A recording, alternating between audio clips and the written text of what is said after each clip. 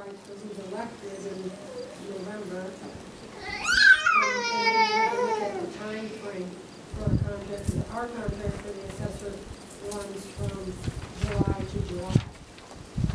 So you may now be hiring somebody on a specific contract for a specific amount of time. And what you're telling me too is like when he's on his duties, maybe coming to the house, to look at something, do a appraisal or what have you. It's under our insurance because we have an employee. Right. So if dog bites him or. Right. Okay. I understand. So shall we table this for a month and do a little more research on this? I'll make a motion to table it. Just out of curiosity, is there an interim? Is there somebody that's going to be taking that position Well, while that's down? we can work with equalization. The supervisor is considered the chief assessor. However, there's only this limit to the scope of that really encompasses. So the equalization department's probably going to have to go to answer short-term questions. All right, just curious. I didn't know, because there's nobody in place and that's Right. assessments. Right. Thank you. I mean, social for table for next meeting. I'll second the motion. Moved and seconded to table the assessor position until the September meeting. All in favor? Opposed? Motion carried. Next item. Propane. Garst has his early pay, prepay program at $2.24 a gallon. Or we could just fill the tank now, and 20%, we could just fill the tank now for $2.08. Well, last year, what, we only used a tank? Yeah, they had to get one fill, I think it was in March, and they just put the minimum in. I think that was a couple hundred gallons. But if we have an office here, then that may take a little It more. may take a little more. But we are on 2 furnaces here, Yes. so we can shut this off. That section is on the second furnace. Because with that, you will consume more fuel. Right. But you're not going to be here every day either. Well, we're talking possibly saving, 60 cents. maybe 800 gallons at the worst scenario. We had a pretty rough winter last year. Right. Yeah, I mean, we contracted gas, We always have. You always had to use it by a certain date, right? Right. Just I'd make a motion to get it filled. Just have it filled and. Or you want to wait it up? I mean, I don't think we're going to see much move You're not in gonna see August any, at all. no. Maybe wait till September. Just tell them if it looks like it's going to move, we should go ahead and fill it. You've been dealing with Ron for a while. Yeah. So that would say, do a September 1st bill or somewhere there. Let me make that a motion. I'll make a motion that we just have our tank filled September 1st or somewhere in that order, rather than going with the fix. Yeah. Move to second to just do a cash purchase of propane by September 1st or without September 1st. All in favor? Aye. Opposed? Motion carried. And that last item of new business, our regular November meeting is scheduled for November 8th, which is Election Day. So we really need to reschedule that. We want to do it later in the week, which would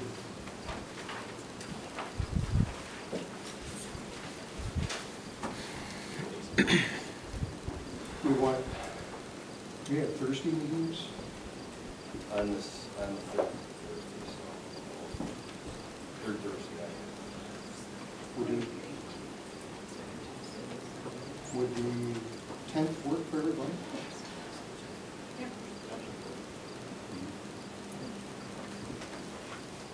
Let's motion to set November 10th. I will make a motion that we change our November meeting to reflect the election day to November the 10th, same time 7 o'clock. Second. Moved and seconded to change the November meeting date to November 10th at 7 p.m. All in favor? Aye. Opposed? Now, the only thing I'd like to see us do is maybe put a publication in the paper. Yes. Because we are doing a change. But this will paper. And that concludes our fire department is next. Good evening. I'm Captain Bob Allman from the Ragged Township Fire Department. I'm here to report on the July runs for Ogden Township. We had a pretty light month, we only had 4 runs. We had a medical emergency on Hendricks Highway, a medical emergency on Sheldon Road, a personal injury crash at the corner of Hodges and Horton, which everybody probably seen in the paper, and a medical emergency on Lower Highway. And that concluded our month. Wow. Pretty easy month for us over in Ogden Township. Also, I'd like to invite anybody to come out and take a look at our newest piece of equipment that came from Illinois yesterday. The township purchased us a new ambulance, which will be going into service and able to service Ogden Township within the next 2 weeks. Until then, we'll keep servicing you with our old one. But I think you're going to really pretty impressed with our new one. Everybody that's taken a look at it has been so far. Not that I'm a little biased, but that kind of concludes our report for tonight. Nice and sweet and easy. Very good. Any questions from the board? We've got a note on here that says, please read this announcement in its entirety at the board meeting. Is that a surprise to you? Yes. Sunday, August 7th, 2011, the Ragged Township Fire Department and the Ragged Township Firefighters Association handed out the first ever Firefighter of the Year award. The award is named after this year's recipient, Janet Gates. Janet is and has been an example of dedication, pride, and excellence over many years, Ragged Township Chief Chris Holderson. She is an example that we hope others should strive to emulate. So, at Ragged Township each year that the Firefighter of the Year is announced, they will be receiving the Gates Award. The Ragged Fire Station also has a perpetual plaque that will have the name of each year's recipient listed. So there you go. He slips things in on me. I know. Once in a while. Anything else for Bob? Any questions or concerns? You can see me afterwards. I'll be out here with the ambulance so everybody can come take a look at it. Inside or outside? Both. I've got Matamoros report. They had one crash fire on July 23rd.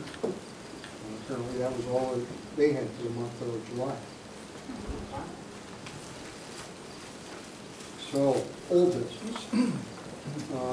Road project status, Mark, you checked on that? Yes, I called up there yesterday and talked to our new director, and he basically said that the seal coat should be done by the end of August, all seal coating done in our township. The paving should be no later than September the 16th, and the only thing was we had talked, I knew the Pikes were going to be having a Pioneers Day out there, and I got with them, and they said that was going to be the 15th, so I'm going to call Scott back tomorrow to tell him about it, because they don't want to schedule that during that event. So that's about where we're at. So he said all the paving projects will be done by September 16th. Seal coat is done by last week. Any questions, concerns? Would it be possible to get copies of the quotes, or just to see, because just so I can come to Yeah, know? probably check the speed on that. Okay. Committee report, Russ, I presume you can handle that.